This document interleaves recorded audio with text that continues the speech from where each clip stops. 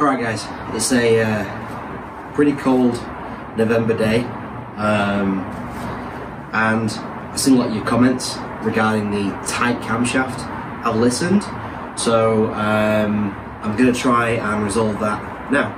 Just to show you the tightening of the camshaft. So right now it's kind of hard to turn, but if I remove it just ever so slightly from where it lives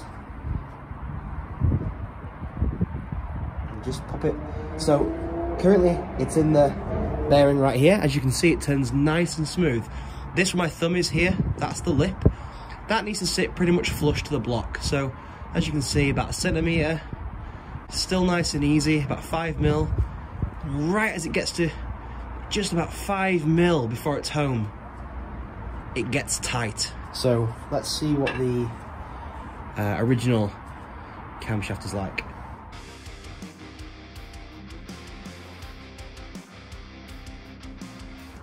Here's the aftermarket camshaft out.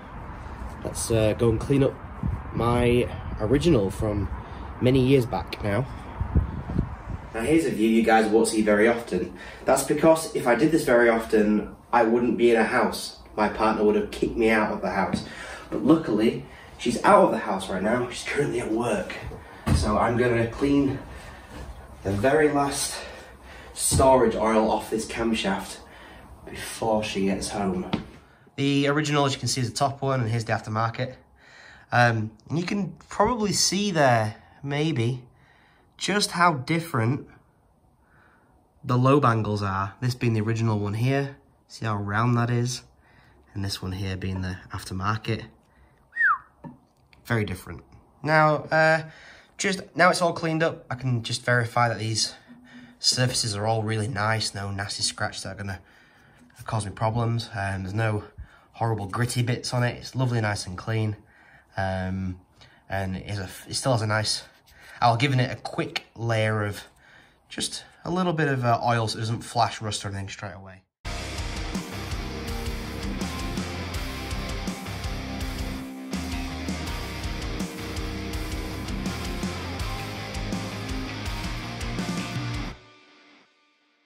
Again. It's still tightening up. Yep. She's still tight. So, it is definitely one of these bearings. So, there is a really, really old, I want to say hot rod trick. I'm always saying that because it's very popular amongst the Ford guys with the Y-block engines and the Mopar guys.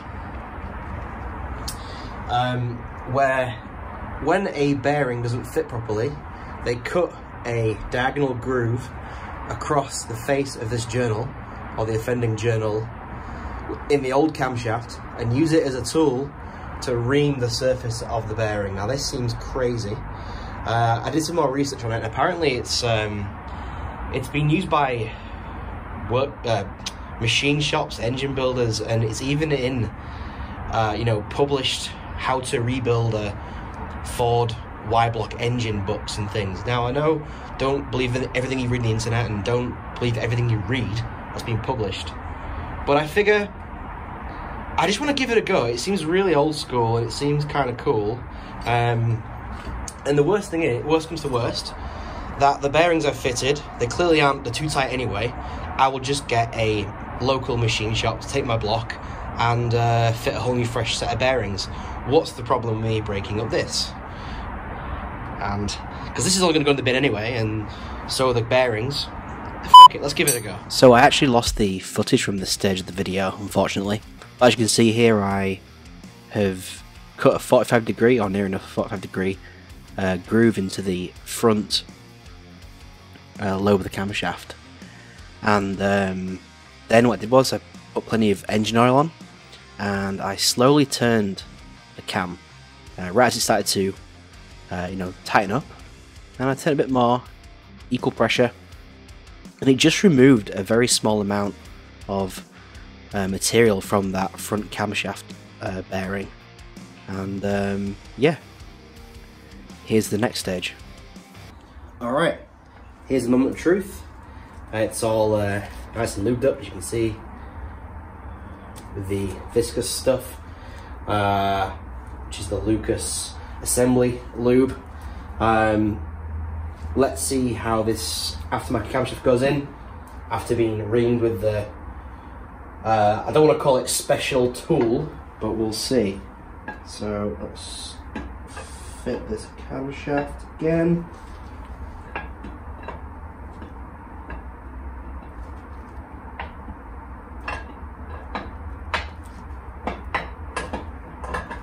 Alright, hard bit at the end, let's get it home. Straight in, okay. And it freely spins. Yeah, it spins really easy. So, what do you think? Should I continue this crazy technique? It seems to be turning fine. The bearing faces look good. It'll cost me £300 plus to get this done at a machine shop. Do I stop now and take it to a professional, or do I rebuild? Let me know in the comments, and thanks again for watching. Cheers.